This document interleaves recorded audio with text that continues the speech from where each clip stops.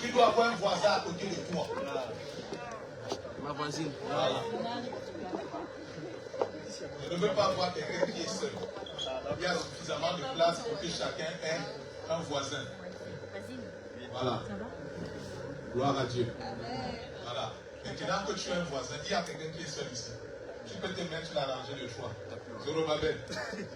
Viens sur la rangée de choix.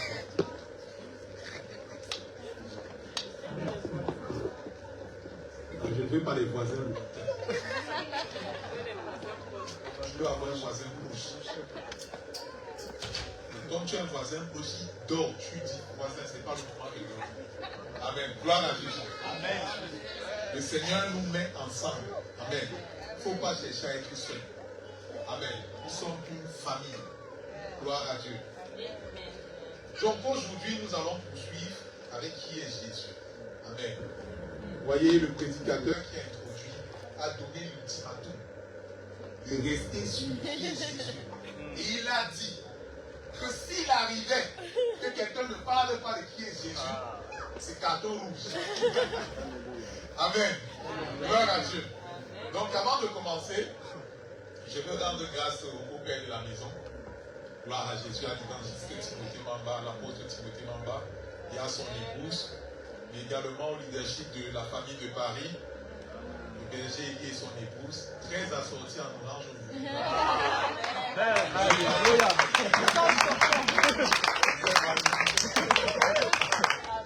Amen.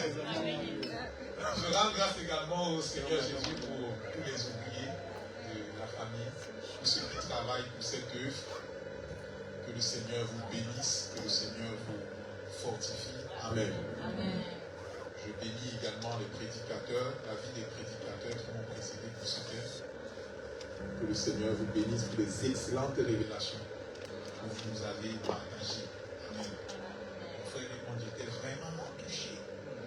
Il disait, Seigneur, quelle parole, quelle profondeur. Amen. En tout cas, que le Seigneur te bénisse abondamment. Amen. Aujourd'hui, je fais un petit récapitulatif. Depuis le début du mois, en parlant de qui est Jésus, nous avons vu avec le frère Salomon de Jésus-Christ, fils de Dieu, fils de l'homme, et Jésus-Christ, fils de Dieu. Jésus 100% homme et 100% Dieu. Et la dernière fois, nous avons parlé de Jésus comme le dernier Adam. Gloire à Dieu. Pas le deuxième, mais le dernier Adam. Pour refléter le fait que Jésus-Christ était du type d'Adam, mais il était différent. Amen. Ouvrant une autre voie. Moi, ce jour, je vais partager sur pourquoi nous voulons connaître Jésus. Parce que la question qui est Jésus, c'est une question, c'est, comment dire, si tu la prends à la légère, tu vas voir, tu vas seulement te dire, mais qui est Jésus? Mais la question c'est, pourquoi on veut savoir qui est Jésus? Amen. Je vais donner 3 points qui nous poussent à comprendre qui est Jésus. Vous savez, à l'école, souvent, on va par exemple faire le théorème de Pythagore, ou alors on va vous enseigner quelque chose. C'est bien de savoir quelque chose, mais c'est encore bien de savoir comment tu peux l'utiliser. Amen. Parce que on ne veut pas juste savoir les choses sur Jésus. Parce que quand on dit qui est Jésus, en fait, en réalité, personne de nous a des informations sur qui est Jésus. Mais la question ici, c'est pourquoi on pose la question qui est Jésus? Quel est le but derrière?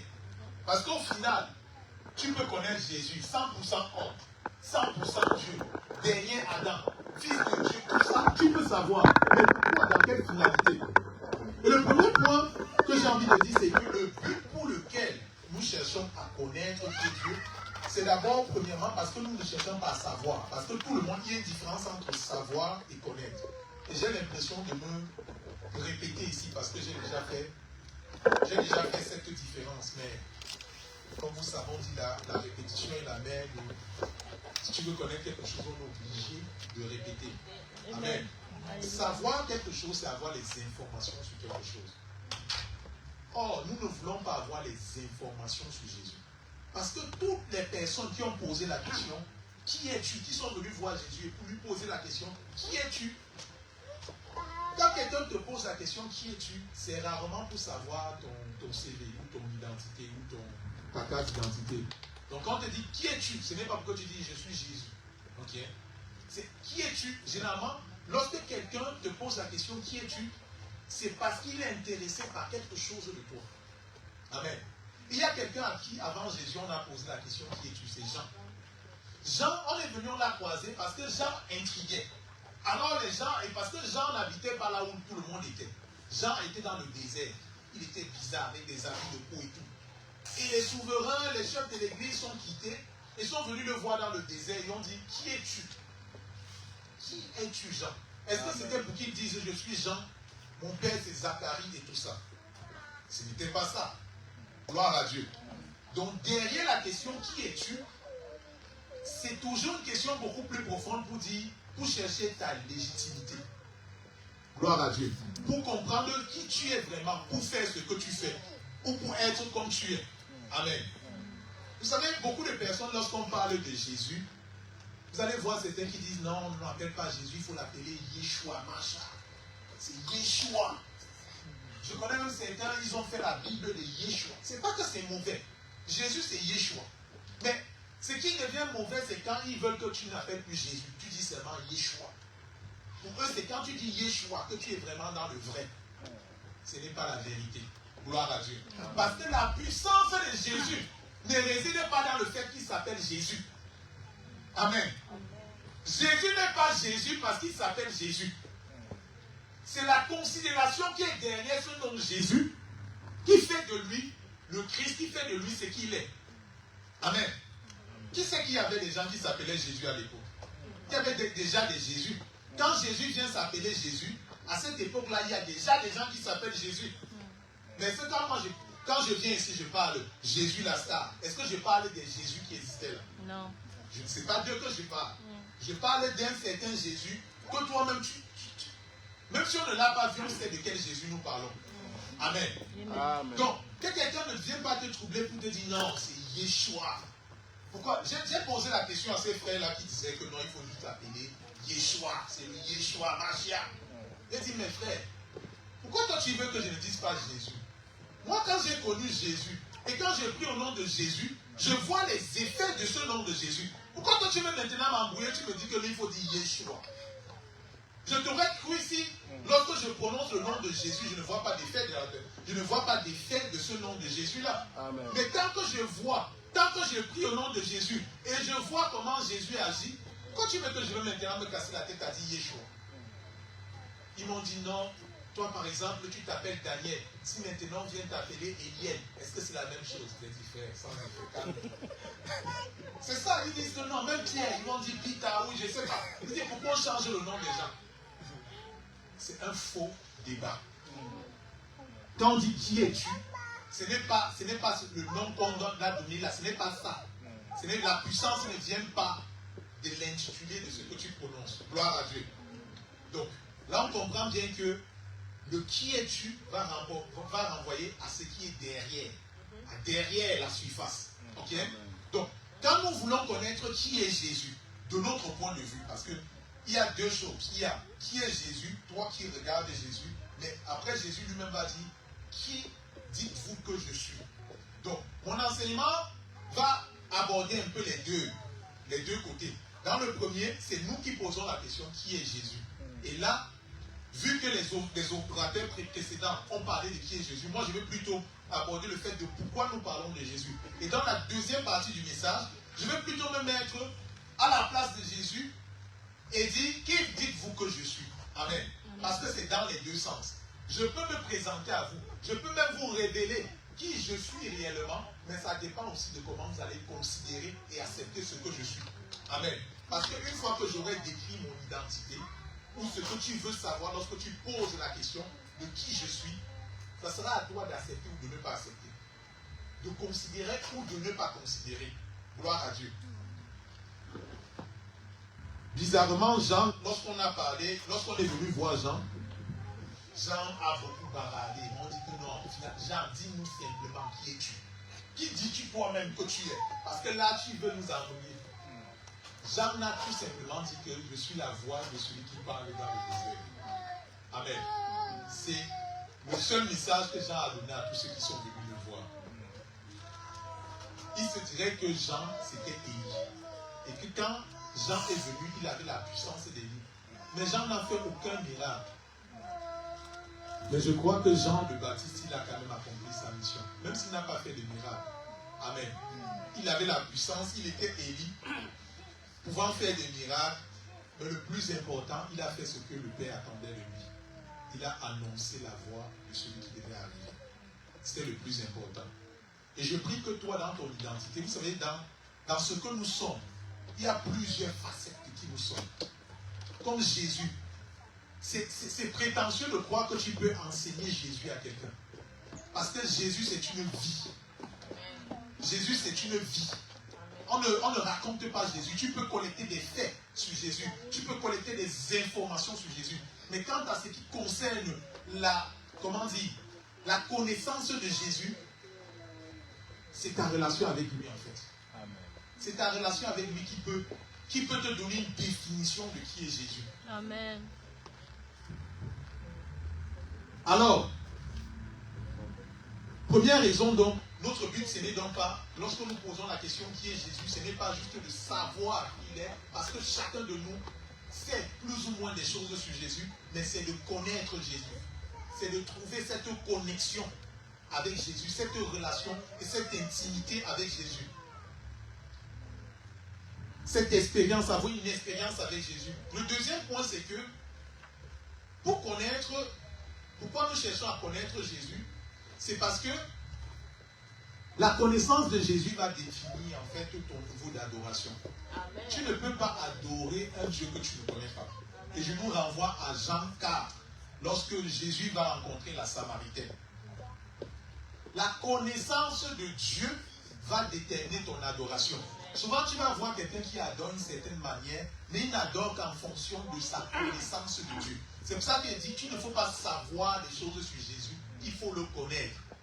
J'ai beaucoup aimé l'ancien président de la France lorsqu'on lui a posé la question dans une interview avec qui il voudrait passer quelque temps sur une table.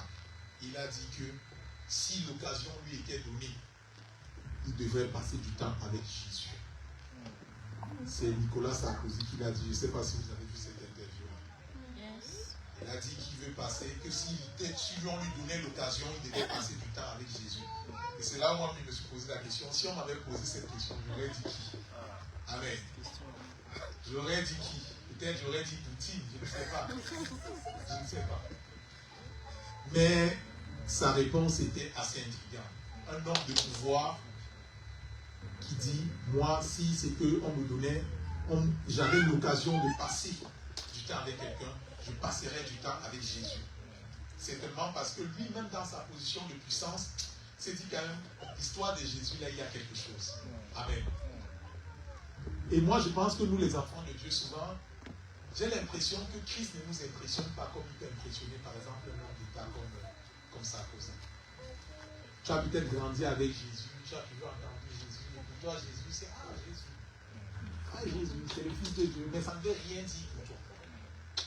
Quand je dis ici connaître Dieu, il faut que derrière le nom de Jésus, derrière qui tu penses de Jésus, que c'est une signification pour toi. Ça ne sert à rien de savoir quelque chose si tu ne sais pas l'exploiter. Et là, j'ai envie de vous donner une image. Imaginez quelqu'un qui a des armes, qui a des épées et tout ça. Et quelqu'un vient l'attaquer, mais il a son arme, il les a comme ça. Si c'est un film que vous êtes en train de regarder, vous allez lui dire, mais sers-toi de ton arme. Qu'est-ce que tu fais? Sers-toi de ton arme. Et nous, les chrétiens, on est souvent comme ça. C'est-à-dire que tu es là, tu as le nom de Jésus. Tu as la soi-disant connaissance de Jésus.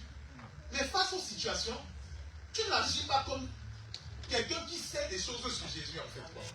C'est-à-dire que quelqu'un qui comprend va dire, mais il est censé avoir compris. Mais pourquoi il ne fait rien? En fait, c'est parce que tu n'as que le savoir, tu n'as que les informations. Mais personne ne t'a appris comment tu transformes ce que tu sais en quelque chose que tu fais. Et ça ne te sert à rien. Parce que tu deviens ridicule. Et c'est pour ça que le diable dit à ses agents, les démons, que quand tu vois un chrétien, attaque-le. Même s'il est armé, attaque-le. Parce que les chrétiens parlent seulement, ils ne comprennent pas ce qu'ils disent. Vous voyez les armes du chrétien dans Éphésiens 6. Le casque du salut, le bouclier de la foi, la ceinture de la vérité. Qui sait comment on s'en sert? On dit, revêtez-vous des armes du chrétien. Tu dis, je mets sur ma tête le casque du salut. Tu sais comment le casque du salut, on l'utilise. Mais tu sais que tu sais réciter Éphésiens 6. Tu sais qu'il y a une arme qu'on appelle le casque du salut. Est-ce que tu sais t'en servir? Aussi longtemps que tu ne sais pas t'en servir, tu es ridicule. Parce que quand le diable vient, lui-même il tremble. Il tremble. Mais le maître lui dit attaquer les chrétiens, ils ne comprennent rien. Attaque-le. Et dès t'attaques, tu tombes. Eux-mêmes ils disent que vraiment, ceux-là, vraiment, on doit revoir leur cas. Et l'ennemi, il vient, il sait que tu peux le dominer. Mais il n'a pas peur de toi. Parce qu'il te voit avec les armes, il voit un guerrier armé, mais qui ne sait pas se servir de ses armes. Amen. Et il se rit de toi. Pourquoi? Parce que tu sais, mais tu ne connais pas. Tu sais, mais tu ne connais pas. Que Dieu nous aide à le connaître. Amen. Que Dieu t'aide à le connaître. Amen.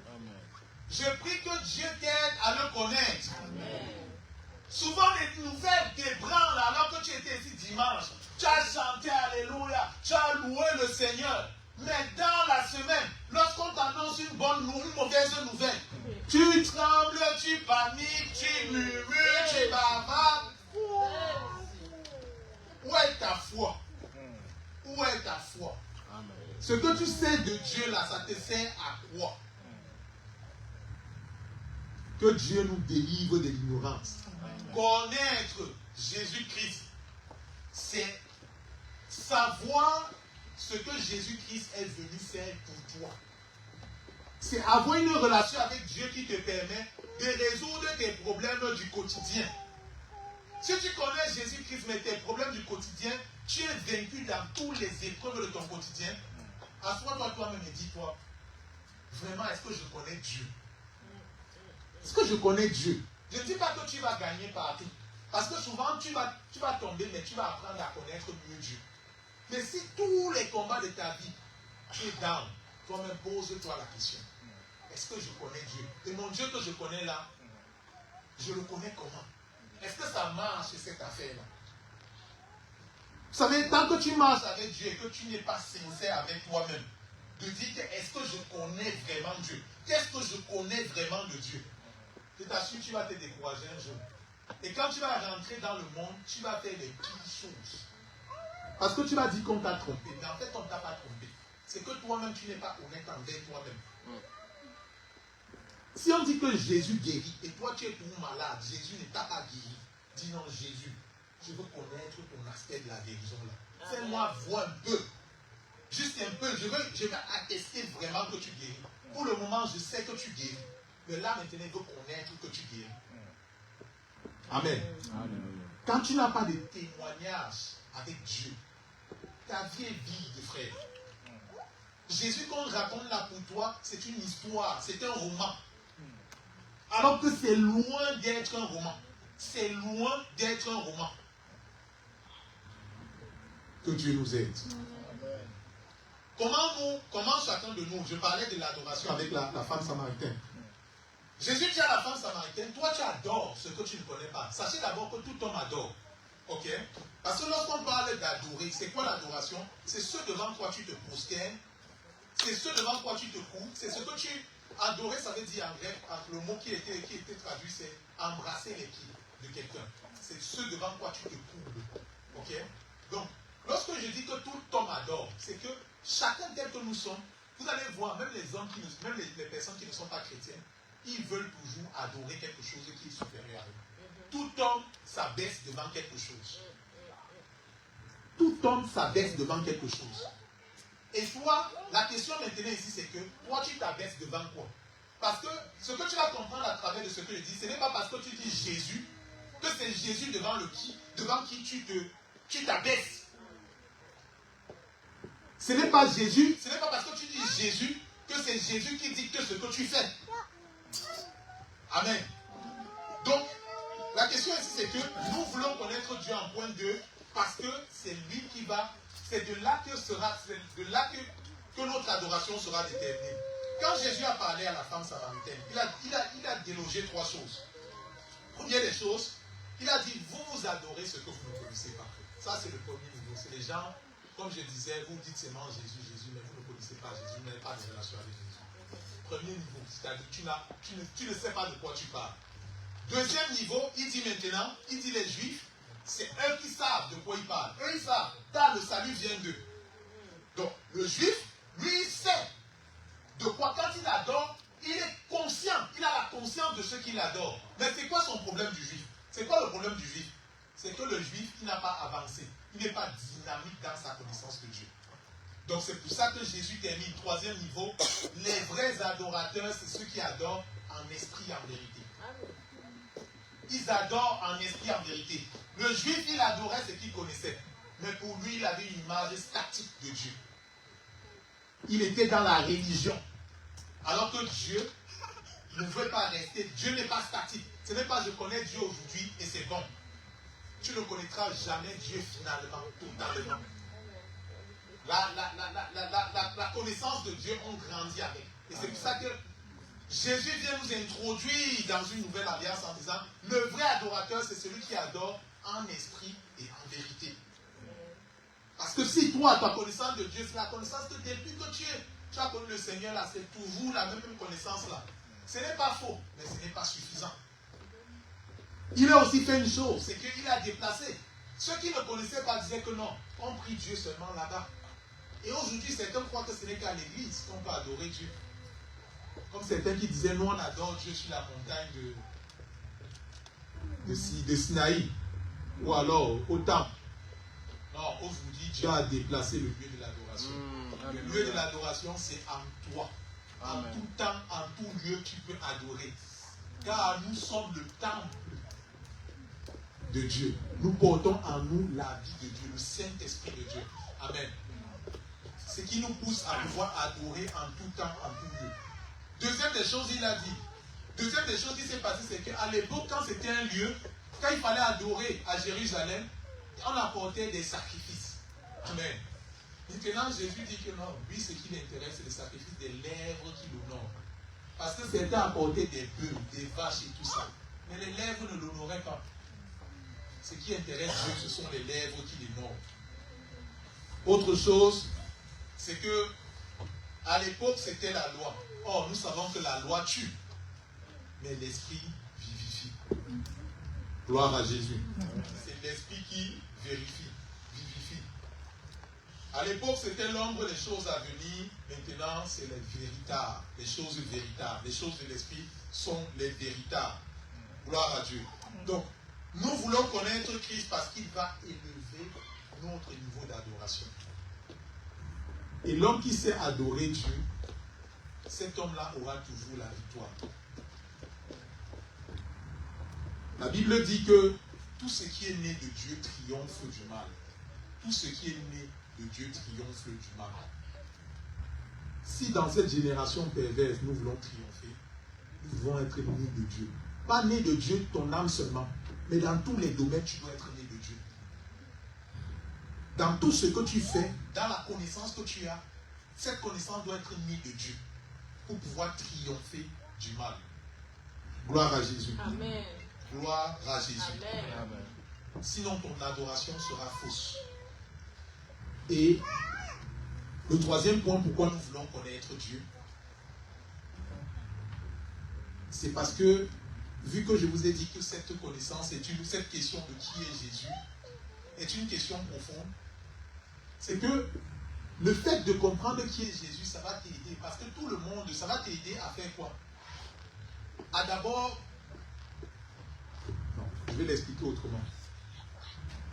Comment nous fonctionnons, chacun de nous, en fait. Quand je te parle de quelque chose, tu as besoin de le définir. Et quand tu vas réussir à définir ce que je te dis, ou ce que tu apprends de quelque chose de nouveau, tu vas pouvoir le classifier. Et quand tu vas pouvoir le classifier, ça va entrer dans ton système de croyance. Ok? Nous tous, nous croyons ce que nous croyons parce que nous sommes passés par ces 3 étapes. C'est-à-dire, je te parle de quelque chose. Quand tu comprends cette chose-là, tu vas le définir en tes propres termes. Une fois que tu vas le définir en tes propres termes, tu vas le classer, tu vas lui donner une catégorie. Et quand tu auras catégorifié ce que je t'ai dit, ça va entrer dans ton système de croyance. Parce que notre système de croyance est bâti d'une manière organisée de comment nous organisons les informations que nous avons. C'est pour ça que les gens viennent voir Jésus et lui disent, qui es-tu? C'est pour ça qu'on vient voir Jean-Baptiste, on lui dit, qui es-tu? Parce que dès que, si Jean-Baptiste dit, je suis un prophète, directement, qu'est-ce qu'ils vont faire? Ils vont dire, bon, le prophète, c'est ça, ça, ça, ça. Ils vont placer Jean-Baptiste dans la catégorie des prophètes.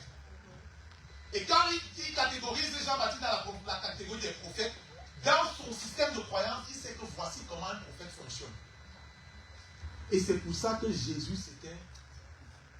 Jésus était trop spécial, parce que tu ne pouvais pas le mettre dans une catégorie. Amen. Amen. Parce que du moment où tu veux le placer comme un prophète, il va faire quelque chose qui n'est pas le prophète. Quand tu l'appelles rabbi, donc tu le catégorises comme un rabbi, tu le vois comme un rabbi, parce que quelqu'un l'appelait un rabbi. Mais tu vois le rabbi qui va manger avec les gens de mauvaise vie. Tu dis non, là il y a un problème, je n'ai pas bien placé. C'est pour ça qu'ils sont troublés. Ils sont troublés. Dans leur système, ils n'arrivent pas à mettre Jésus dans une case. Et toi aussi, souvent, c'est ça qui t'arrive. Tu veux mettre Jésus dans une case. Et quand Jésus n'entre pas dans une case, c'est comme si c'est flou pour toi. Tu dis, mais il est qui? C'est ça qui pousse les gens à poser la question, tu es qui? Parce qu'ils veulent te donner une catégorie.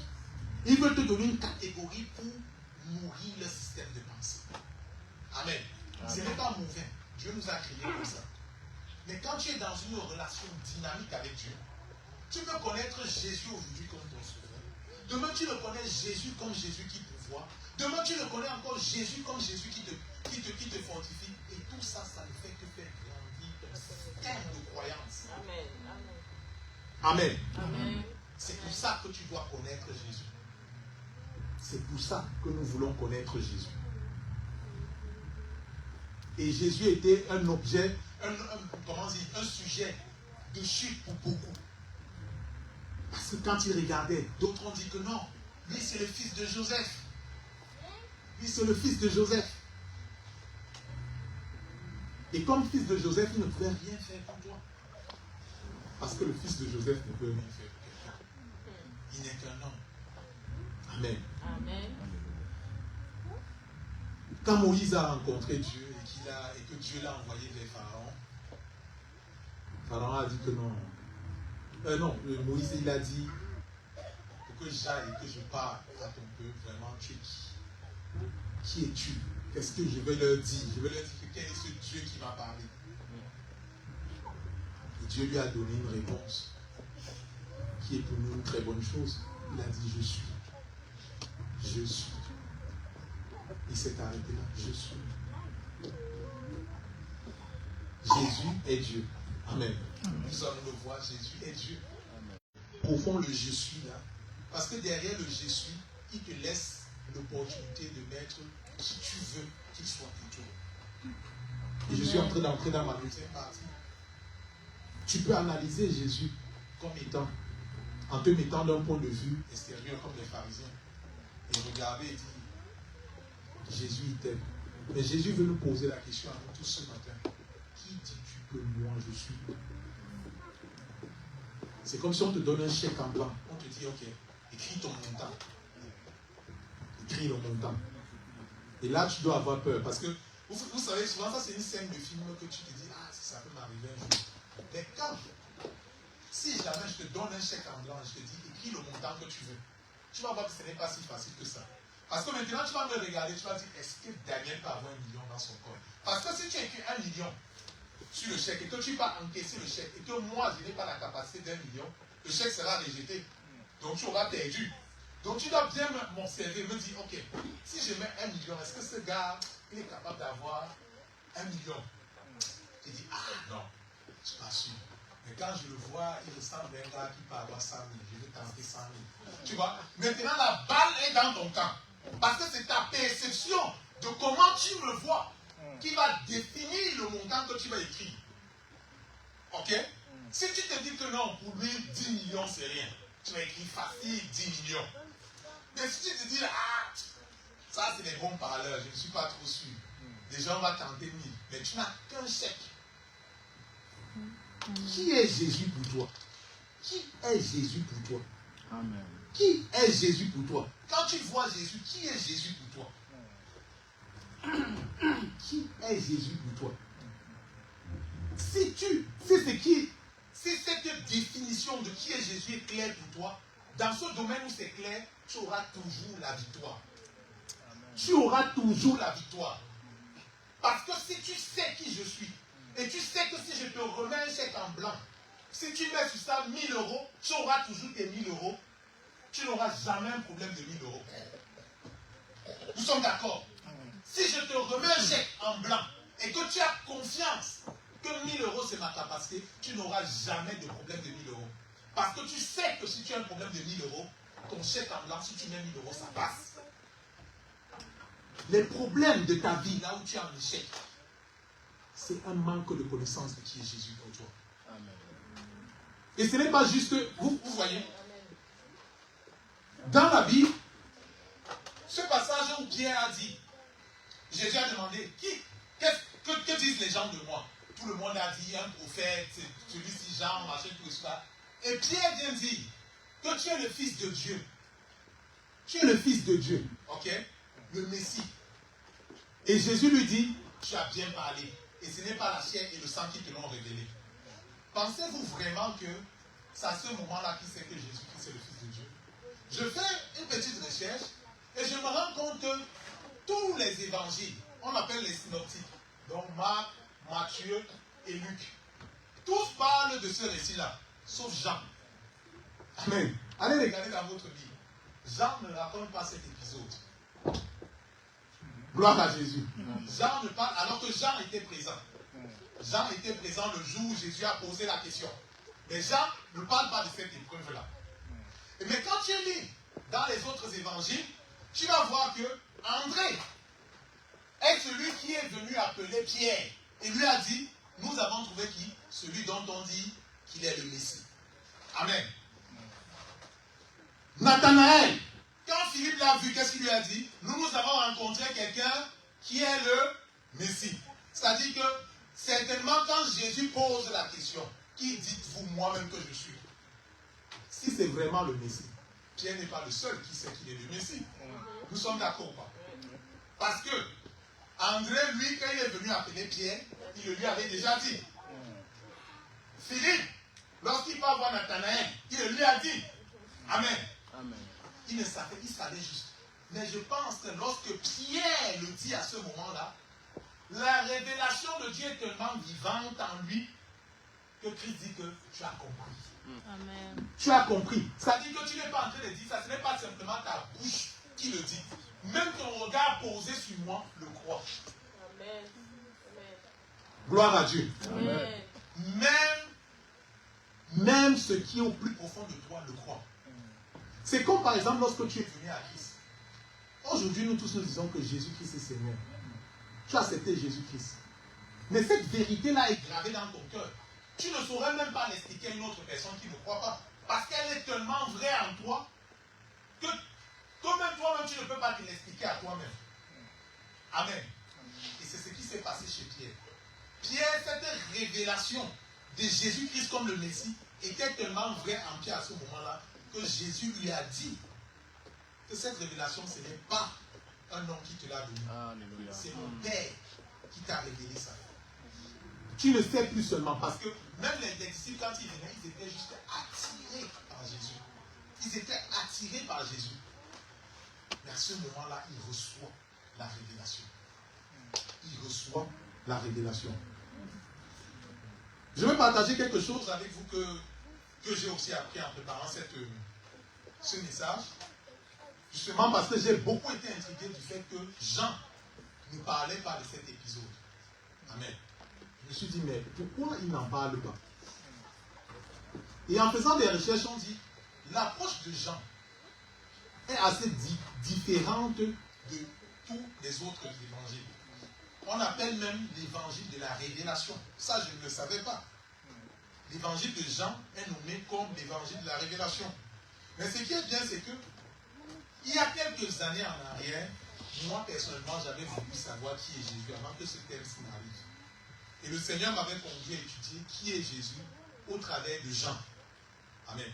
Au travers de l'évangile de Jean. Donc quand j'ai voulu préparer le message, je me suis dit non. Comme j'avais déjà quelques notes sur qui est Jésus d'après l'évangile de Jean, c'est dessus que je me suis focalisé. Et c'est donc là que je vois que Jean a une manière différente d'aborder les évangiles. Très différente d'annoncer l'évangile. Et d'ailleurs, il se dit que l'évangile de Jean est arrivé après les autres évangiles. C'est le dernier évangile parmi les trois, parmi les quatre, c'est le dernier. Donc quand Jean écrit, Marc a déjà écrit, Matthieu a déjà écrit, et Luc a déjà écrit. Et c'est assez surprenant parce que Jean, lorsqu'il commence, il ne commence pas à relater la généalogie de Jésus.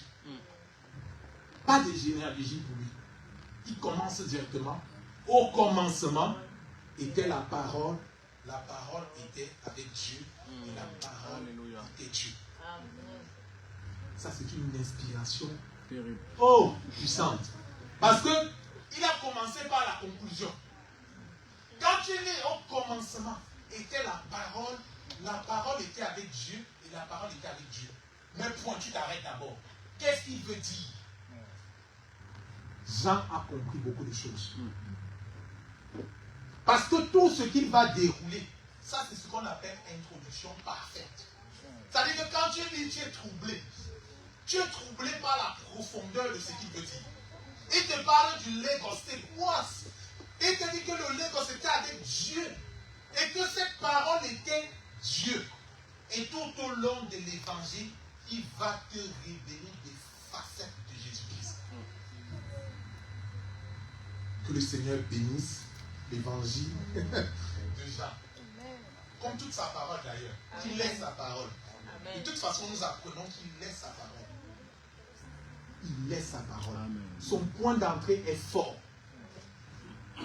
Et j'aime bien comment il parle de lui. Il dit à la fin que c'est celui qui se couchait sur le truc, sur la poitrine de Jésus. C'est lui qui a relaté ça. Il ne dit pas c'est moi Jean qui écrit cet évangile. Comme une forme d'humilité. Mais pourtant des révélations puissantes. Autre chose que j'ai appris en lisant, en faisant des recherches, c'est que Matthieu, par exemple, lui, son public visé, c'est les Juifs. Ok? Marc, ce sont les Romains. Luc, ce sont les Grecs. Mais Jean, c'est universel. C'est universel, c'est pas pour une catégorie, c'est pour tout le monde. Amen. Et autre chose, ça je le dis juste pour, voilà, c'est juste l'information. Hein. C'est pas ça qui va te bâtir, mais à un certain moment, il faut au moins connaître quand tu lis la Bible. Gloire à Dieu. Amen. Vous savez, souvent on dit, la Bible c'est la parole de Dieu. Amen. J'ouvre cette parenthèse, juste, c'est une parenthèse. Quand tu dis que la Bible c'est la parole de Dieu, est-ce que ça veut dire que tout ce qui est écrit dans la Bible c'est la parole de Dieu? Amen. Donc quand un pécheur parle par exemple dans la Bible et donne une déclaration, est-ce que c'est la parole de Dieu? Donc quand toi tu dis que la Bible c'est la parole de Dieu, qu'est-ce que tu veux dire quand tu dis que la Bible c'est la parole de Dieu? Amen. Amen. Ça te trouble ou comment? Va chercher. Amen. Gloire à Dieu, parce que souvent tu dis des choses, même toi-même. Il y a une manière, il y a une façon de lire la Bible. Amen. Gloire à Dieu. Il y a une façon de lire la Bible. Et si tu lis la Bible d'une mauvaise façon, tu vas prendre des choses, tu vas les sortir de leur contexte, et ça ne sera plus une bénédiction pour toi. Et tu vas croire que Dieu ment, alors qu'il ne ment pas. C'est juste parce que tu n'as pas les bonnes lunettes pour bien lire. Amen. Mais souvent, on va distiller un peu de lunettes pour bien lire la parole. Amen. Gloire à Dieu. Vous savez, certains lisent le livre, par exemple, de Salomon, l'Ecclésiaste, qui est un livre assez, je ne sais pas, sagesse humaine, sagesse de Dieu. Comment je comprends ça? Je prends ça pour parole vraie pour 100%. C'est compliqué. Amen. Donc, dans l'Apocalypse, quand on voit Jésus, on décrit Jésus, on définit aussi 4 facettes de Jésus qui représentent les 4 évangiles. Matthieu, la face du lion, c'est le roi. Marc, le bœuf, c'est le serviteur. Jésus, le travailleur. Luc, c'est le fils de l'homme, comme on l'avait vu. Et Jean, c'est le fils de Dieu, la parole éternelle. C'est le spectre avec lequel chacun a écrit son évangile.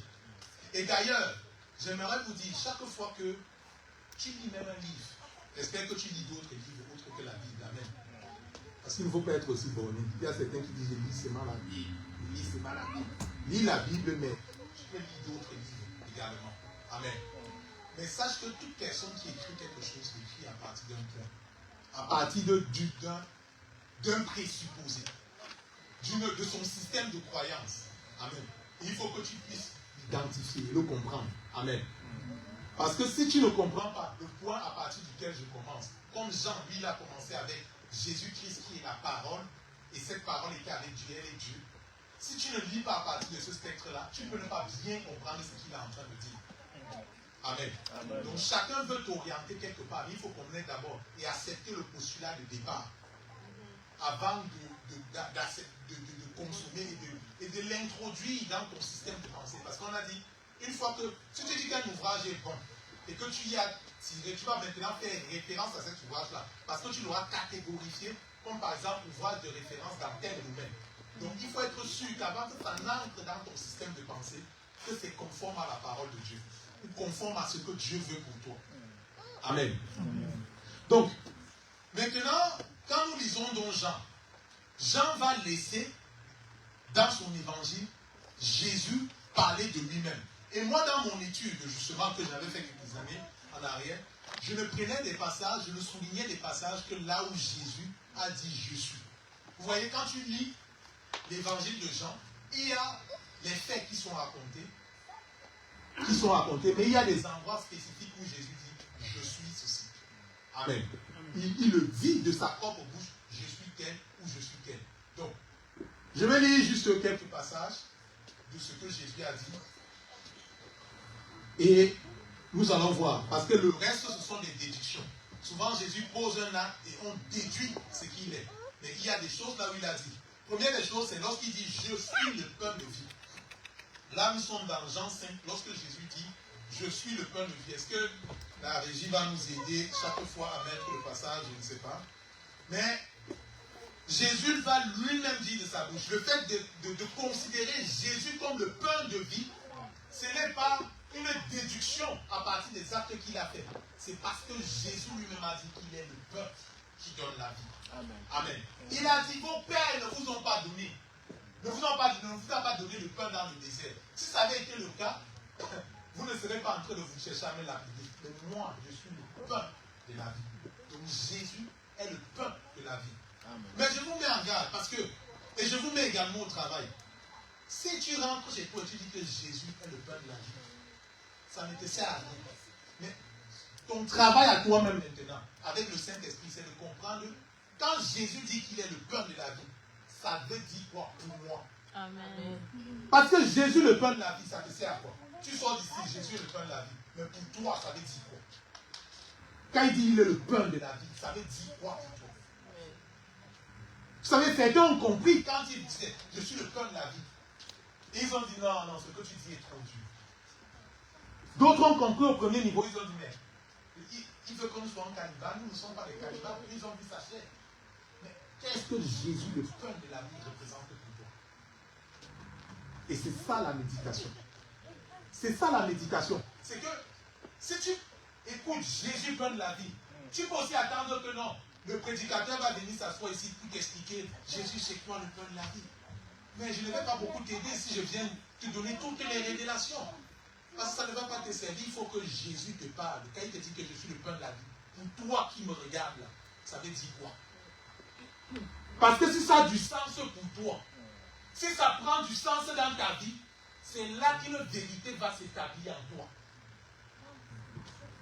Et là, quand le salaire ne va pas arriver à la fin du mois, tu vas dire que j'ai mon Dieu qui est le pain de vie, ne peut pas me laisser. Amen. Derrière le pain de vie, qu'est-ce que tu mets? Jésus va dire plus loin, je suis la lumière du monde. Lui-même, il le dit. Il dit, je suis la lumière du monde. Il l'a dit, il est la lumière du monde. Mais qu'est-ce que la lumière veut dire pour nous? En plus, lorsqu'il dit qu'il est la lumière du monde, il est allé un peu plus loin. Il a dit que vous êtes également une lumière dans ce monde. Vous êtes comme une ville cachée que personne ne peut cacher. Personne n'allume une lampe pour la mettre sous la table, mais il la met sur la table afin qu'elle éclaire. Pour toi, lumière du monde. Tu es lumière parce que Jésus est lumière. Mais une fois que tu as dit ça, et c'est lorsque tu veux faire les œuvres ténébreuses, ton cœur bat parce que tu te dis non, ça c'est pas une œuvre de la lumière. Non, quelqu'un qui est dans la lumière ne peut pas agir comme ça. Personne ne m'a vu, mais non, je suis la lumière. Je ne peux pas mener des œuvres ténébreuses. Ce n'est pas compatible avec qui je suis. Ce n'est pas compatible avec le Dieu que je veux adorer. Parce que dans sa présence, tout est mis à nu. Mais c'est Jésus la lumière. Mais que Jésus la lumière écrit comme ça pour toi. Alors quand tu mens, tu mens. Tranquillement quoi. Tu es au calme. Et vous savez le mensonge des chrétiens, tout le monde fait comme ça. Ici là, vraiment tout le monde fait comme ça. Mon frère, s'il faut s'en sortir, ce n'est pas facile. Hein. Nous on a essayé là, mais ce n'est pas facile. Tout le monde ici là, c'est le système qui est comme ça. C'est le système qui est comme ça. C'est parce que tu sais des choses, mais tu ne marches pas selon ces choses. Ce n'est pas vrai pour toi. C'est un roman pour toi. C'est un roman pour toi. Jésus dira encore, je suis le bon berger. Je suis le bon berger. Jésus le dit, il est le bon berger. Il dit, je suis la résurrection et la vie. Ça c'est lorsqu'il a parlé lors de la résurrection. Il a parlé à Marie avant de ressusciter Lazare. Je suis la résurrection et la vie. Si je devais m'arrêter là, si je devais m'arrêter un peu à la résurrection et la vie, vous savez, lorsque Jésus dit à Marie, je suis la résurrection et la vie, elle dit, oui, je sais, c'est qu'à la fin du temps, tu vas ressusciter tout le monde. Jésus lui dit, non, ce n'est pas de ça que je parle. Amen. Et peut-être toi aussi, lorsqu'on dit Jésus est la résurrection et la vie, tu dis, ah non, je sais, que lorsque nous mourrons en Christ, nous serons ressuscités, nous allons ressusciter. Mais la résurrection et la vie, c'est beaucoup plus puissant. Amen. Parce que Lazare n'a pas attendu le jugement dernier pour revenir à la vie. Jésus l'a ressuscité là. Amen. Parce que lui, il est la résurrection. Et je veux que tu regardes ce qui est mort et qui ne devait pas mourir. Et que tu regardes maintenant Jésus qui est la résurrection et la vie. Et que toi-même tu te poses la question, pourquoi cette chose encore monte? Amen. Amen. La vie chrétienne est surprenante parce que quand tu regardes Jésus, tu as souvent envie de dire, Jésus fait, non? Qui est la résurrection et la vie fait? Mais ce que Jésus est en train de faire, c'est qu'il est en train de préparer une armée. Vous savez, notre fin, ce n'est pas les cieux.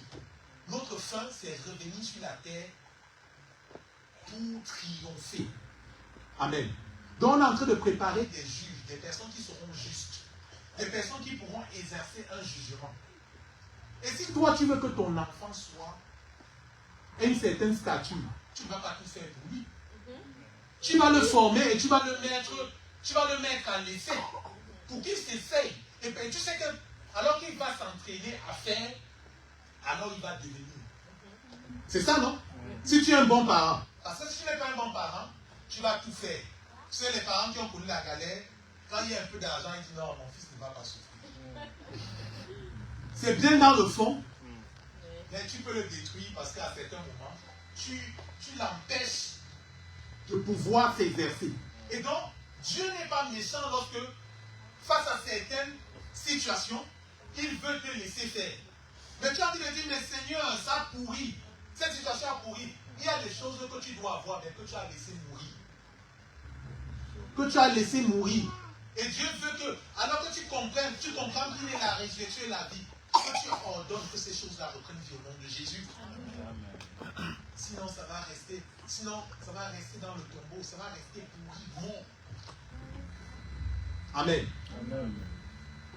Vous savez, la foi est dynamique parce que je me suis souvent posé la question, bon, même si je sais que Jésus est la résurrection et la vie, je suis face à une épreuve. Est-ce que ça veut dire que là, je vais déclarer non? Je redonne vie à cela. Vous savez, je vous ai raconté l'histoire de cette femme-là en Afrique. Je ne sais pas si c'est son mari qui était décédé. Elle a dit qu'elle n'entendait pas, qui va ressusciter. Ah, maman, il va ressusciter. Elle a la foi. Hein. Jésus l'a reçu la vie. Il va ressusciter. Elle a laissé le corps une semaine. Ça a commencé à sentir. Elle a mis les oignons à la maison pour atteindre une odeur. Après, c'était, je ne sais pas combien de semaines, c'était infesté. C'est la police qui est venue juste pour prendre le corps et tout. Mais elle a la foi. Elle se dit qu'elle a la foi. Je corrige directement pour chacun de nous. La foi, ce n'est pas que tu vas piquer dans l'une des paroles que tu connais. En fait, lorsque tu es devant un problème. C'est pour ça que la vie avec Dieu, c'est une vie dynamique. Amen. Tu ne peux pas marcher avec le Seigneur si tu n'as pas le Saint-Esprit. Amen. Même si tu as tous les versets du monde entier, si le Saint-Esprit n'est pas là pour t'aider, en fait, tu ne seras pas dans la foi, tu seras dans la folie. Okay? Parce que cette femme-là n'était plus dans la foi, elle était dans la folie. Et qu'est-ce qui fait la différence entre les deux?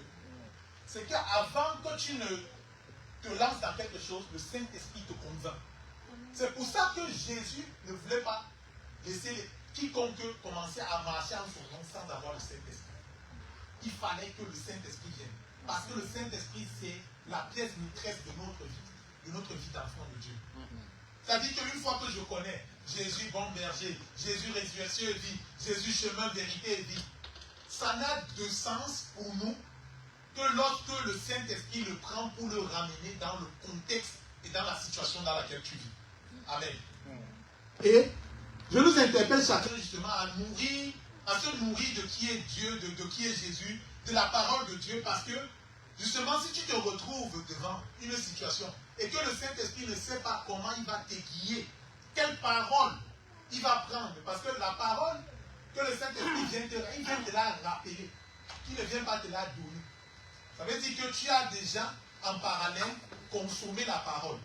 Et il vient maintenant te rappeler que mon fils, face à cette situation-ci, voici ce sur quoi tu dois te tenir. Voici la parole sur laquelle tu dois marcher. Parce que si tu utilises la mauvaise parole dans le mauvais contexte, ça ne marche pas. Ça ne marche pas.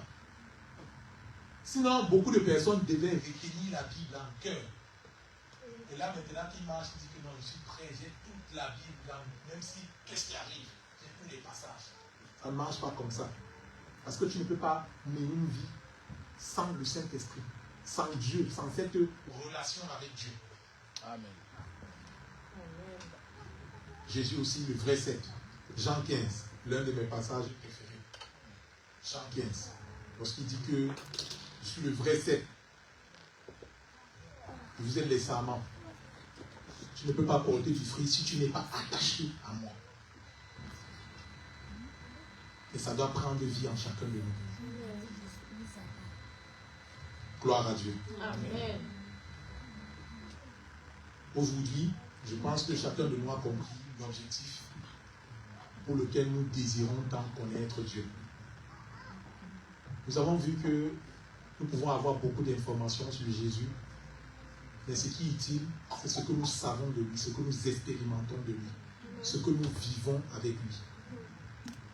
Parce que c'est seule cette part-là qui ne nous sera pas ôtée. C'est seule cette part-là qui va nous permettre de triompher. Nous avons compris que notre système de pensée vient également de ce que nous avons accepté et classifié dans notre pensée. Nous avons également compris que Jésus-Christ est dynamique. Il n'est pas statique. Que sa connaissance, il ne veut pas une connaissance arrêtée de lui, définitive de lui. Mais il veut que nous grandissions chaque fois dans notre connaissance avec lui. Maintenant, nous allons prier. Nous allons prier pour ce que chacun de nous a compris. Seigneur, je vais prier dans le nom de Jésus. Jésus, tu es le Christ, tu es le Messie. Pour les Juifs, Seigneur Jésus, lorsque tu dis que tu es le Messie, quelqu'un qui est juif, il voit en toi celui qui est venu le délivrer de la puissance romaine peut-être. Et lorsque moi je dis que tu es le Messie, que tu es le Christ, c'est parce que tu es celui qui est venu te délivrer du péché, Seigneur. De ma nature pécheresse. alors que j'étais sous le pouvoir du péché du premier Adam. Tu es venu comme le dernier Adam, Seigneur Jésus, me libérer du péché, Seigneur. Et lorsque je dis que tu es mon Messie, Seigneur, je vois en toi celui qui m'a sauvé, qui m'a détaché des liens du péché et qui m'a rendu libre, Seigneur. Seigneur, lorsque je dis que tu es le bon berger de ma vie, en toi je vois celui qui doit diriger mes pas. Et je vais te demander pardon, oui Seigneur, ma repentance prend son sens. Parce que lorsque je regarde que souvent je prends des décisions sans toi, je marche sans te consulter, sans regarder à toi, je considère encore et je vois dans mon cœur que bien que je te considère comme le bon berger, j'ai encore été rebelle parce que j'ai voulu marcher sur mes propres sentiers. Et ma repentance prend tout son sens parce que je veux faire de toi le bon berger de ma vie. Celui qui connaît le chemin et qui me conduit. Celui qui sait là où je dois aller et qui m'y mène encore. Tu es le bon berger de ma vie, Seigneur Jésus. Tu es le bon berger de ma vie, Seigneur Jésus. Tu es celui qui nous a révélé le Père. Jésus, tu es celui qui nous a révélé le Père. Jésus, tu es celui qui nous a révélé le Père. Personne de nous n'a jamais vu Dieu. Mais tu es celui qui nous l'a révélé. Tu es celui qui nous a montré ce que le Père veut. Tu nous as montré, par ton exemple, par ton modèle, comment marcher dans l'obéissance. Oh Jésus, je ne veux pas que tu sois un mythe pour moi. Je ne veux pas que tu sois, Seigneur Jésus, un personnage de science-fiction pour moi. Mais je veux que tu sois la vie que tu es. Tu as dit que celui qui a le Fils a la vie. Tu as dit que celui qui boira de l'eau que tu donneras, cette eau deviendra en lui, Seigneur, des fleuves qui couleront jusqu'à la vie éternelle, Seigneur. Je veux boire de l'eau que tu donnes. Je veux boire de l'eau que tu donnes. Je veux boire de l'eau que tu donnes. Je veux boire de l'eau que tu donnes. Je veux boire de l'eau que tu donnes. Je veux boire de l'eau que tu donnes.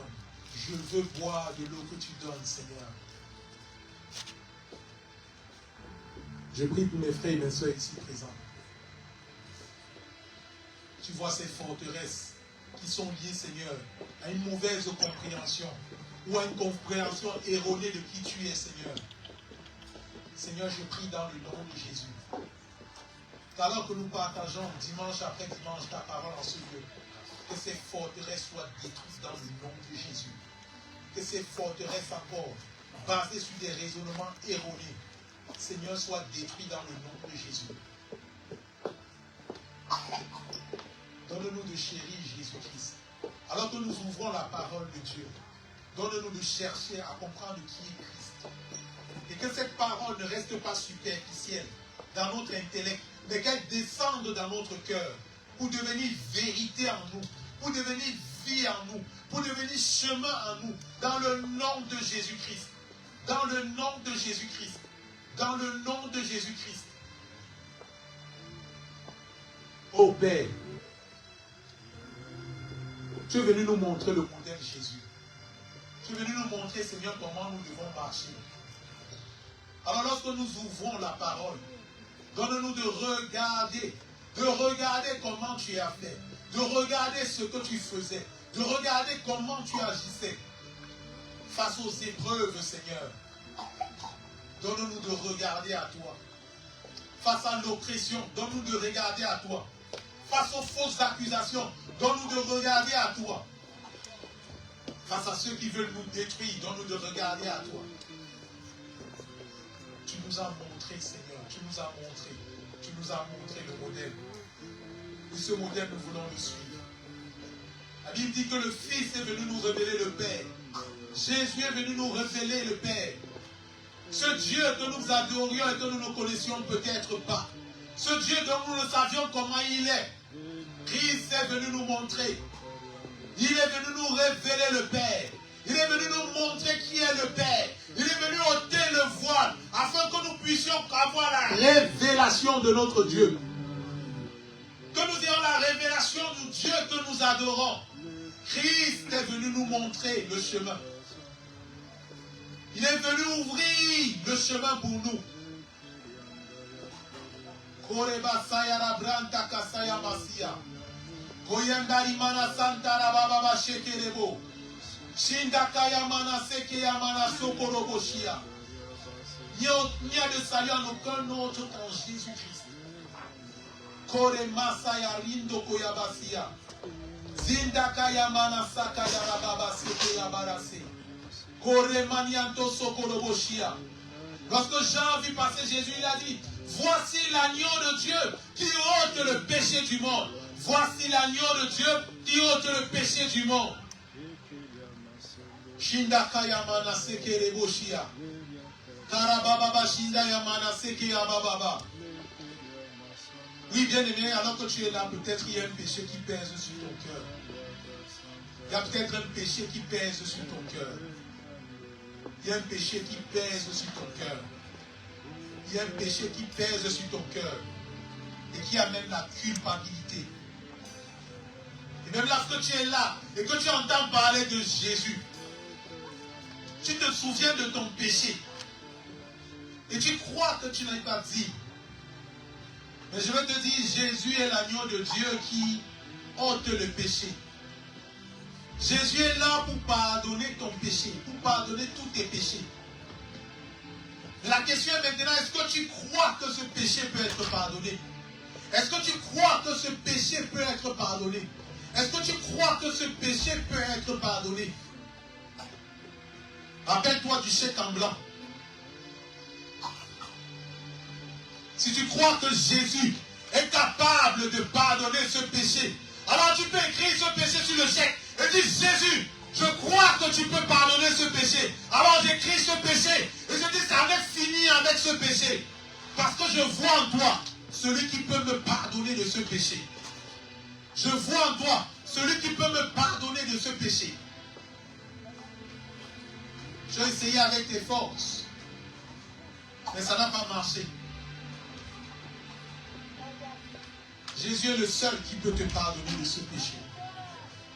Est-ce que tu as suffisamment confiance au fait qu'il soit l'agneau de Dieu qui ôte le péché? Si tu le crois, tu peux dire: Jésus, j'abandonne ce péché. Je l'abandonne. Je l'abandonne parce que je crois que tu ôtes le péché. Et que tu peux ôter ce péché dans le nom de Jésus.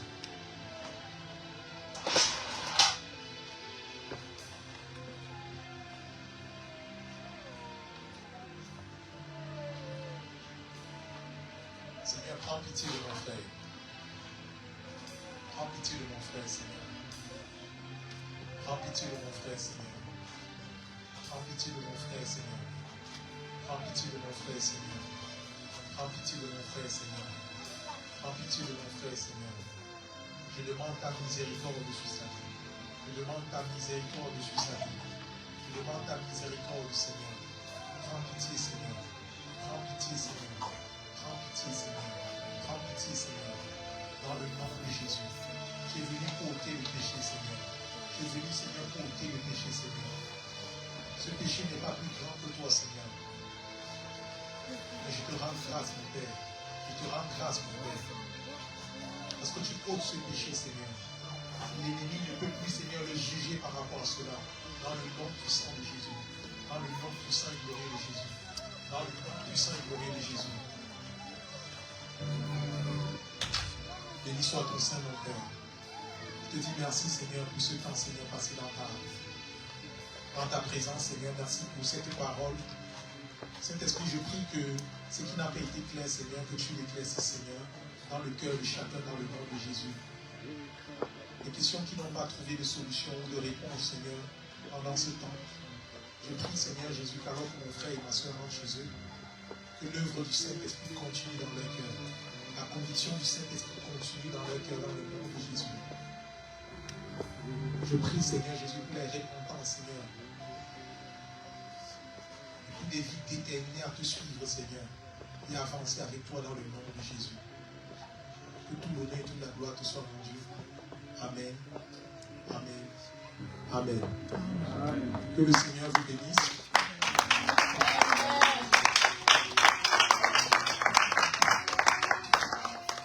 Nous allons passer au moment des offrandes. La Bible aime celui qui donne avec joie, sans tristesse, tel qu'il a résolu dans le cœur. Tu ne donnes pas au Seigneur pour être béni.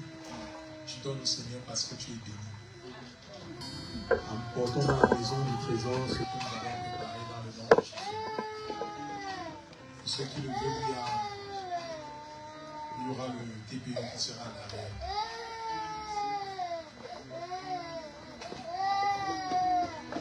Victoire, victoire, alléluia. Chantons, crions de joie. Jésus-Christ est sorti du tombeau. Victoire, victoire, oh, chantons, crions de joie. Jésus-Christ est sorti du tombeau. Oh, victoire, alléluia. Chantons, crions de joie. Jésus-Christ est sorti du tombeau. Oh, Galilée, Galilée, Galilée, Galilée, je viens de la Galilée. Jésus m'a chargé d'annoncer à tous ses frères qu'il est ressuscité. Oh, Galilée, Galilée, Galilée, oh, je viens de la Galilée. Oh, Jésus m'a chargé d'annoncer à tous ses frères qu'il est ressuscité. Victoire, alléluia, chantons, crions de joie. Jésus-Christ est sorti du tombeau. Victoire, alléluia, oh, chantons, crions de joie. Jésus-Christ est sorti du tombeau. Alléluia,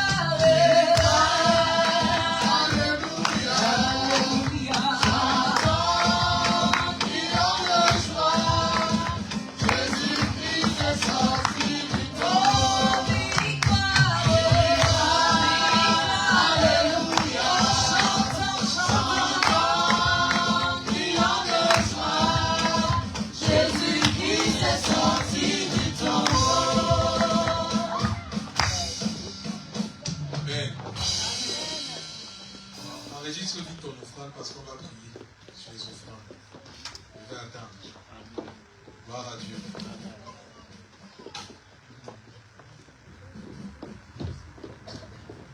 Alléluia. Quel privilège d'aborder dans la maison du Seigneur. C'est un privilège. Ce n'est pas parce que tu donnes que tu es béni, mais tu es béni et tu donnes. Chacun selon sa prospérité. Amen. Tous les offrandes sont enregistrées, je vais prier.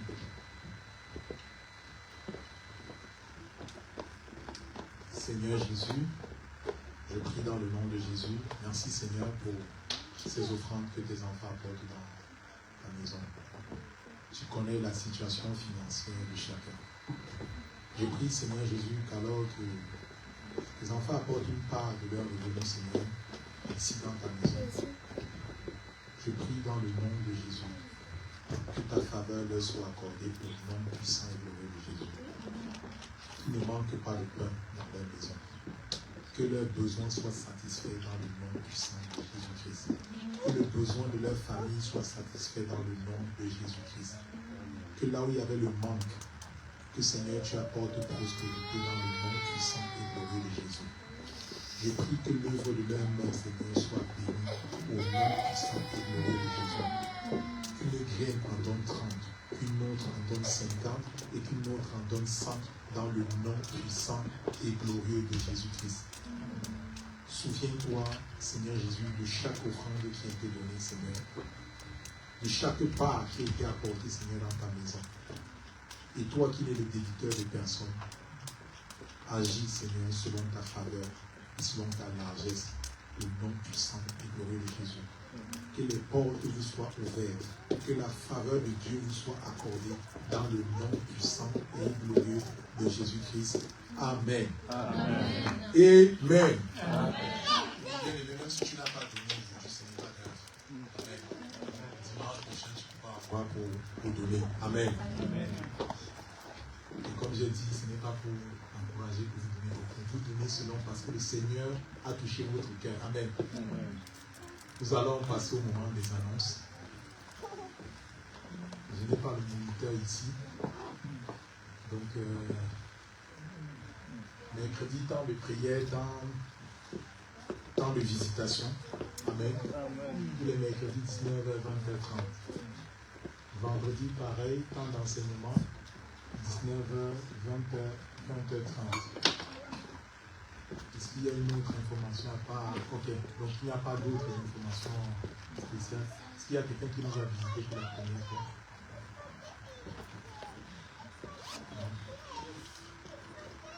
Au bord de l'eau. Est-ce qu'on peut lui donner un micro? Je peux la saluer.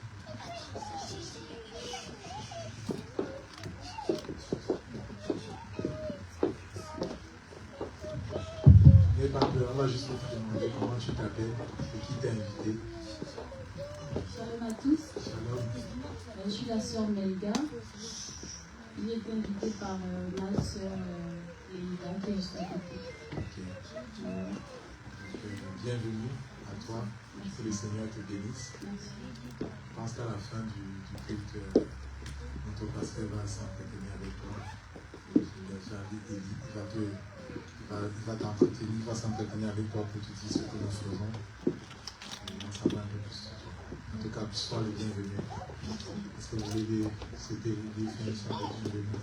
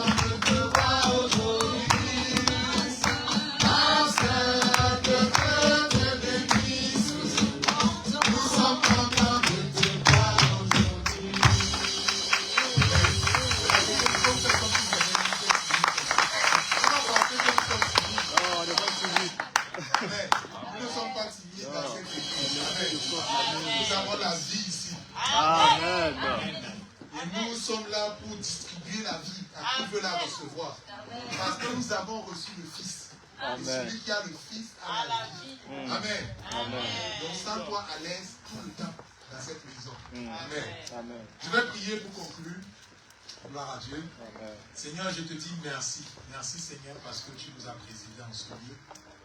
Merci Seigneur Jésus parce que je crois que ce que tu avais préparé Seigneur pour nous en ce jour, tu nous l'as donné dans le nom puissant de Jésus. Je prie maintenant qu'alors que nous allons retourner Seigneur chacun dans sa demeure, que ta grâce, ta faveur nous accompagne Seigneur. Je prie que tu marches devant nous. Je prie que les portes fermées s'ouvrent devant nous. Je prie que Seigneur nos adversaires soient terrassés devant nous. Dans le nom puissant de Jésus-Christ. Je prie que cette semaine qui commence, qui va commencer, soit une semaine encore, Seigneur, de nouvelles résolutions, Seigneur. Seigneur, de nouveaux engagements avec toi dans le nom puissant de Jésus-Christ. Je prie pour ta grâce et ta faveur. Toi qui nous soutiens, qui nous rends fort. Que ce soit toi qui nous fortifie. Et que ce soit toi qui nous rend inébranlables dans le nom puissant et glorieux de Jésus. Amen. Amen. Amen. Bon dimanche.